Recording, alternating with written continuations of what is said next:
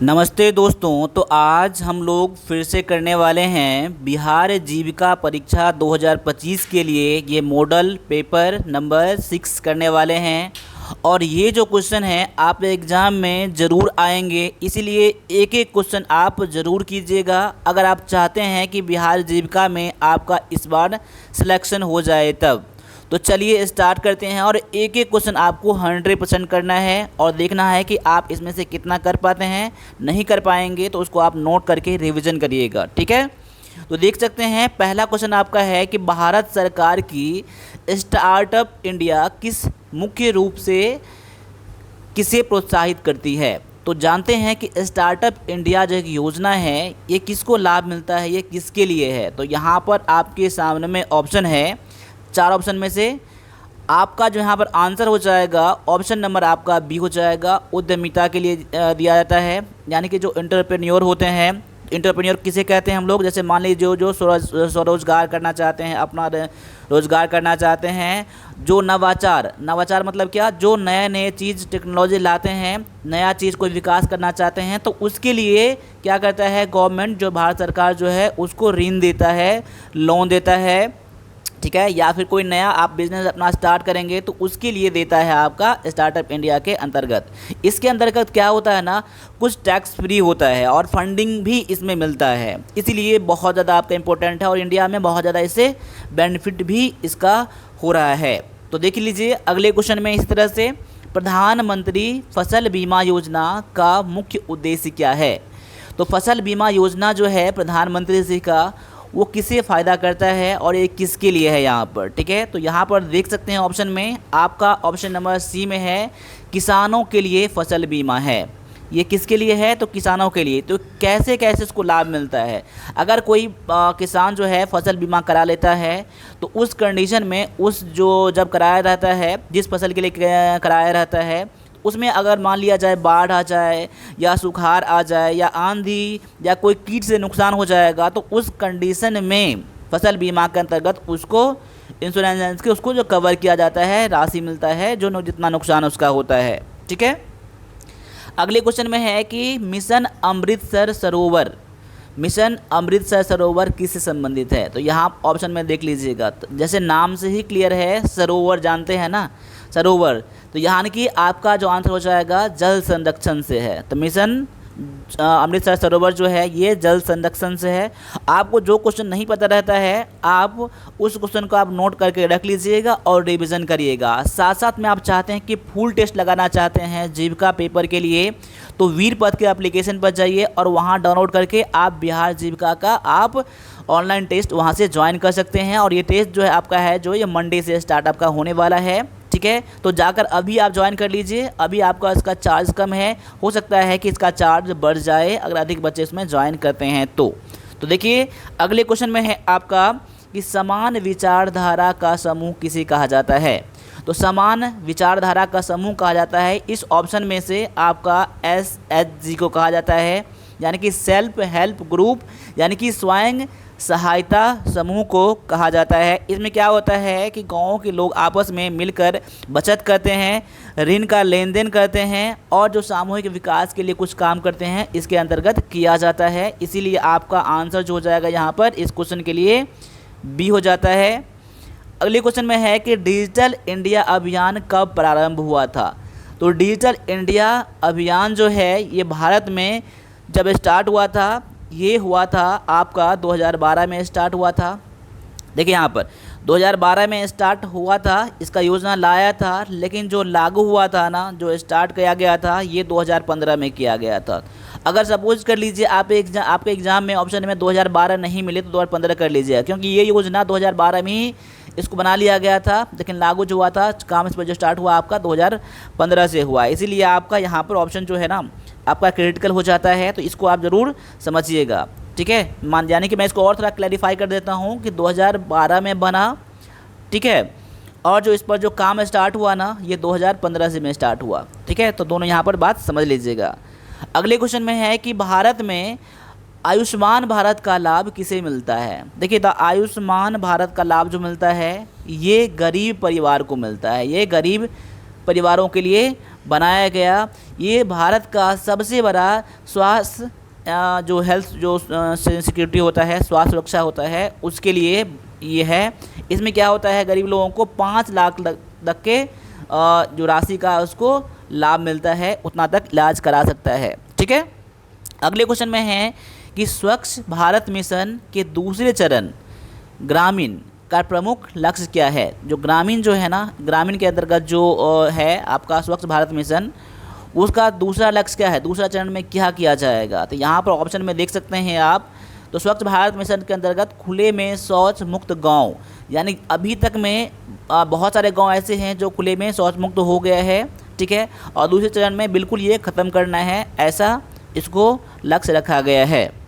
अगले क्वेश्चन में है कि कौन सी योजना ग्रामीण महिलाओं को गैस कनेक्शन उपलब्ध कराती है। वो बिल्कुल फ्री में कराता है। तो जानते हैं कि ये इस योजना का नाम जो है उज्ज्वला योजना है, यानी कि प्रधानमंत्री उज्ज्वला योजना के अंतर्गत ग्रामीण महिलाओं को गैस कनेक्शन दिया जाता है। ठीक है, और आप जानते हैं कि इससे क्या होता है, जब गैस कनेक्शन नहीं था गाँव में तो उसमें धुआं होता था और प्रदूषण पर जो इसका इफेक्ट पड़ता था। ठीक है, ये कम हो गया है। ठीक है, अगले क्वेश्चन में जानते हैं कि पंचायत समिति किस स्तर की होती है। तो पंचायत समिति जो होता है किस स्तर पर काम करता है, किस स्तर का होता है, तो आप ऑप्शन में देख सकते हैं। ये जो है ब्लॉक और प्रखंड स्तर पर होता है, ब्लॉक को ही प्रखंड कहा जाता है। अगले क्वेश्चन में है कि किस राज्य को भारत का धान का कटोरा कहा जाता है। कौन से राज्य को भारत का धान का कटोरा। ठीक है, तो ये जो है आप ऑप्शन में देख सकते हैं, ऑप्शन नंबर बी में बिहार को कहा जाता है। आगे है यहाँ पर मैथ का क्वेश्चन जो है बहुत ही आसान सा क्वेश्चन है। यहाँ क्या है, 2x प्लस में 3 बराबर में 11 है। पहले क्या कर लीजिए, जिसमें आपका x नहीं लगा हो उसको आप एक तरफ कर लीजिए, इसको मैं इस तरफ करूँगा। ठीक है ना, आप वीडियो को पॉज भी कर सकते हैं अपने आप सॉल्यूशन करने के लिए, आंसर मैच करने के लिए। देखिए यहाँ पर क्या करूँगा, 2x बराबर में कितना हो जाएगा 11, इसको मैं प्लस में है ना इस तरफ 3, अब इस तरफ लाऊंगा तो क्या बन जाएगा, ये माइनस में आ जाएगा। ठीक है, तो 2x बराबर कितना हो जाएगा आपका 8 हो जाएगा, x बराबर कितना हो जाएगा 8 बटा में 2, काट कितना हो जाएगा 4, यानी x का वैल्यू कितना आ गया 4, जो कि ऑप्शन नंबर आपका ये सी में दिया गया है। अब बोल रहा है कि 125 का वर्गमूल क्या होगा। तो वर्गमूल जानते हैं ना, जैसे कि मान लिया 36 से कितना होता है 6 होता है वर्गमूल, ऐसे रूट अंडर में करके ना ऐसे निकालते हैं। ठीक है, जैसे मान लिया जाए 144 से कितना होता है 144 का रूट अंडर में इसका वर्गमूल निकालना कहते हैं तो 12 होता है। तो वैसे ही 125 का कितना होगा, बिल्कुल एग्जैक्ट तो नहीं आएगा। अब जानते हैं कि 11 का स्क्वायर कितना होता है 121 होता है। ठीक है ना, और 12 कितना होता है, ये होता है 144 होता है। इस बीच में तो कोई आपका स्क्वायर वाला संख्या है ही नहीं, और इस बीच में आपका ये आ रहा है, यानी कह सकते हैं कि 11 और 12 के बीच में आने वाले संख्याओं का ये वर्गमूल होगा। ऑप्शन में देखते हैं यहाँ पर, तो देखिए 11 का क्या दिया है 121, ये होगा नहीं आपका, और 12 आपका होगा नहीं, यानी कि आप 11 पॉइंट समथिंग में होगा। आप ऐसे भी आंसर कर सकते हैं, नहीं तो आप इसको ऐसे भी कर सकते हैं, ऐसे बना कर सकते हैं। इधर से आप जोड़ा लगाइए, यहाँ पर 1 से लगाएंगे तो 1 से लगा कर यहाँ कट जाएगा, यहाँ पर 1 1, यहाँ 2 हो जाएगा, यहाँ उतारेंगे 25 21, यहाँ पर 11 21, यहाँ पर आ जाएगा 1 आ जाएगा, यहाँ हो जाएगा 22, यहाँ हो जाएगा आपका 4। अब पॉइंट में समथिंग आएगा, पूरा पूरा तो कटा नहीं, यानी 11 पॉइंट में समथिंग आपका आ जाएगा ऐसे। ठीक है, मैं उम्मीद करता हूँ कि ये आपको पता होगा, नहीं तो आप इसको प्रैक्टिस करेंगे। ठीक है, आगे आ जाइए। अगले क्वेश्चन में है कि 276 को 12 से भाग देने पर शेषफल क्या बचेगा। अब जानते हैं हम लोग 276 में आप 12 से भाग लगाएंगे ना, ये पूरी तरह से कट जाएगा। 12 दूना में 24, 3 और 6 12 या 36, कट गया ना। यानी जब पूरा पूरा कट जाता है इसका मतलब शेषफल कितना बचता है, तो शेषफल 0 बचता है। देखिए ऐसे भी क्वेश्चन आपके एग्जाम में ज़रूर आएंगे, इससे तो भी थोड़ा सा डिफिकल्ट आएंगे, लेकिन ऐसे भी क्वेश्चन आपके एग्जाम में आ जाएंगे। ठीक है, तो देख के घबराना नहीं है, और ये भी नहीं सोचना है कि इतना आसान क्वेश्चन है। देखिए आप एग्जाम में हर तरह के क्वेश्चन आएंगे। ठीक है ना, सारे डिफिकल्ट नहीं आएंगे, सारे आसान भी नहीं आएंगे। आगे है कि एक संख्या को 18 से गुना करने पर उत्तर 378 आता है। ठीक है ना, यानी कि एक संख्या में मान लेता हूँ x है, उसमें 18 से गुना कर दिया मैंने, तो कितना आ गया 378 आ गया। तो बोल रहा है संख्या क्या है, यानी कि आपको संख्या कितना माना है, आपने x माना है, तो x की वैल्यू पूछ रहा है। तो मैं x बराबर में क्या करूँगा, मैं 18 को मैं इस तरफ कर दूँगा, मैं अभी गुना में है तो इस तरफ भाग में आ जाएगा। भाग में आने का मतलब क्या है, 378 में भागा लगा दीजिए 18 से, इसका मतलब ये होता है। अब काट के लिख दीजिए, जितना आपका आएगा वही आएगा। अब जानते हैं कि 18 दूना में 36, यानी कि काट के लगाएंगे, भाग लगाएंगे तो यहाँ पे 21 आ जाएगा आपका। तो आपका आंसर क्या हो जाएगा, ऑप्शन नंबर आपका बी हो जाएगा, आंसर हो जाएगा। ठीक है, अगले क्वेश्चन को देखिए। यहाँ पर रीजनिंग का क्वेश्चन आपका ये है, देखिए जिस तरह से रात जो है दिन से संबंध रखता है, रात जो है दिन से संबंध रखता है, उसी तरह दुख जो है किससे है। देखिए यहाँ पर अपोजिट है ना, यहाँ पर उल्टा है ना, तो दुख जो है किससे होगा, तो सुख से होगा। बिल्कुल आपका आंसर सही यहाँ पर है। ठीक है, अगले आप में आ जाइए। अगले क्वेश्चन में है कि यदि किसी कोड में POLICE को ये लिखा जाता है तो क्राइम को कैसे लिखा जाएगा। देखिए यहाँ पर पहले ये समझिए कि POLICE है, ठीक है ना, तो इसको कैसे लिखा जाता है, QPMJDF। अब देखिए इसको समझिए यहाँ पर, अब देखने से क्या लगता है आपको, यहाँ पर P के बाद यहाँ क्या बनाया गया है, Q बनाया गया, यानी एक उसमें बढ़ा दिया गया। O के बाद P, L के बाद M, I के बाद J, C के बाद D और E के बाद क्या है, F है यहाँ पर। ठीक है, उसी तरह से आप कैसे बनाएंगे क्राइम का, CRIME को कैसे बनाएंगे, यहाँ पर C के बाद क्या आएगा, D आएगा। ठीक है, उसके बाद R के बाद S आएगा, I के बाद J आएगा, M के बाद N आएगा और E के बाद F आएगा, यानी कि DSJNF किस में है,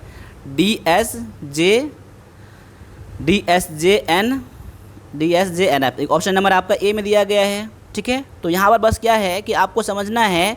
देखिए ये क्वेश्चन आप कब कर सकते हैं पता है आपको, जब आप इस पर प्रैक्टिस करेंगे तब। सारा मैं चिल्लाऊंगा आपको वीरपद के एप्लीकेशन पर, तो जाइए वहाँ से डाउनलोड करिए।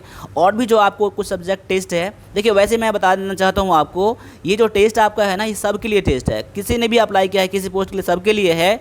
और उसमें जो अलग क्या होता है ना, जो सब्जेक्ट वाइज जो कुछ अलग होते हैं पेपर ना, उसको मैं अलग से उसी टेस्ट में रखूँगा। इसीलिए आप ये टेस्ट सबके लिए यहाँ पर, ऐसा मत समझिएगा कि मैंने कोई और पोस्ट के लिए अप्लाई किया है और ये कौन से पोस्ट के लिए, ऐसा कुछ नहीं है यहाँ पर। ठीक है, बस आपका सब्जेक्ट का जो टेस्ट रहेगा ना, मैं उसको अलग कर दूंगा। ठीक है ना, चलिए अगले क्वेश्चन में है कि यदि 3 दोस्त एक काम 12 दिन में पूरा कर सकते हैं तो अकेले व्यक्ति वही काम कितने दिन में करेंगे।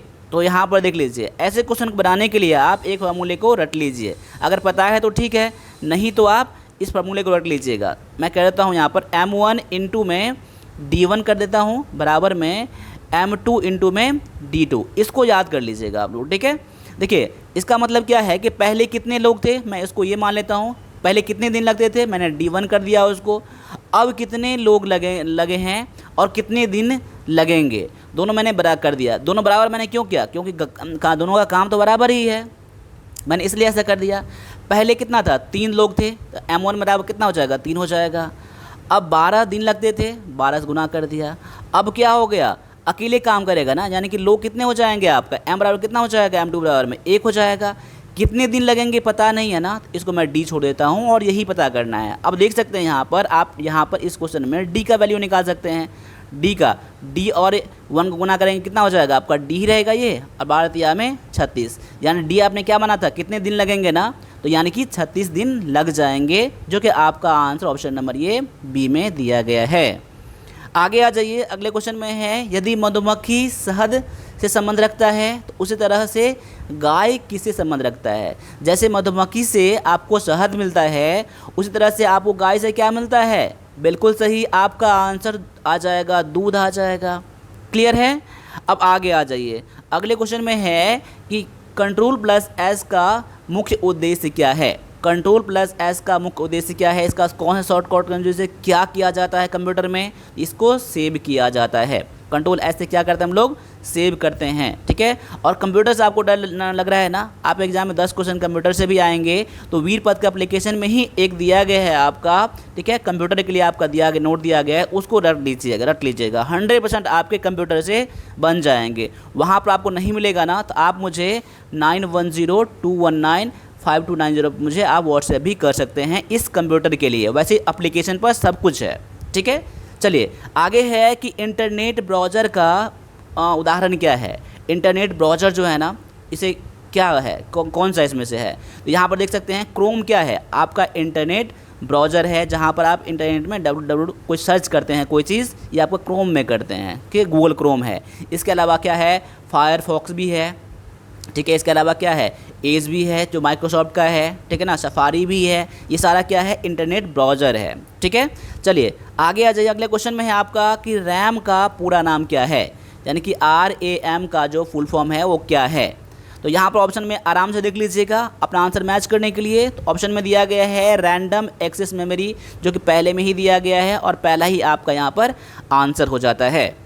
अगले क्वेश्चन में है कि भारत में ग्रामीण युवाओं के लिए प्रमुख स्वरोजगार योजना कौन सा है। तो ग्रामीण युवाओं के लिए जो आपका ये है आपका क्वेश्चन नंबर 22 के लिए जो आपका आंसर हो जाएगा प्रधानमंत्री मुद्रा योजना हो जाएगा। देखिए प्रधानमंत्री मुद्रा योजना से क्या होता है ना, ठीक है, इसमें क्या होता है, छोटा छोटा इसमें लोन दिया जाता है और बहुत ही तुरंत जल्दी में इसको लोन मिल जाता है, इससे वो अपना स्वरोजगार कर सकता है। तो आपका आंसर क्या हो जाएगा, ऑप्शन नंबर आपका सी हो जाएगा। आगे है कि ग्राम स्वराज अभियान का मुख्य लक्ष्य क्या है।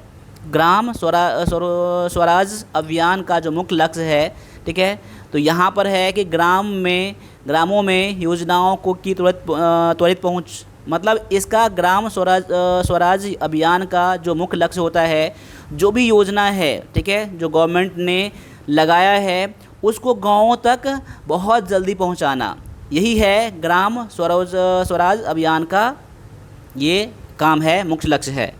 आगे है कि मोबाइल बैंकिंग क्या है। मोबाइल बैंकिंग क्या है, ऑप्शन में क्या दिया गया है, तो देख लीजिए यहाँ पर ऑप्शन नंबर सी में कि मोबाइल से के ज़रिए पैसे का लेन देन। मोबाइल बैंकिंग मतलब क्या होता है, मोबाइल से भी लेन देन जो किया जाता है पैसों का, उसे मोबाइल बैंकिंग कहा जाता है।